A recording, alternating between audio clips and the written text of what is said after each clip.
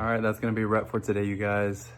It's been busy this weekend, but I didn't want to leave you guys hanging. So yesterday I had to work, and then after work we went on a little hike, and then this morning we watched the Formula One race.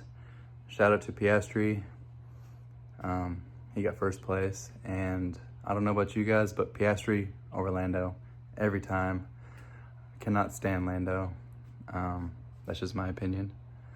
But after that, I got into some yard work. Just been pulling weeds all day, and I've had those side mirrors just sitting in the garage, and I knew they wouldn't take too long, so I decided to make a video out of that. I'm glad we did it. We got some mirrors that are actually functional now. They look okay. They need paint, but the whole car needs paint. So I want to say thank you guys for tuning in with me, and I'll catch you guys in the next video. Thanks for watching. Goodbye.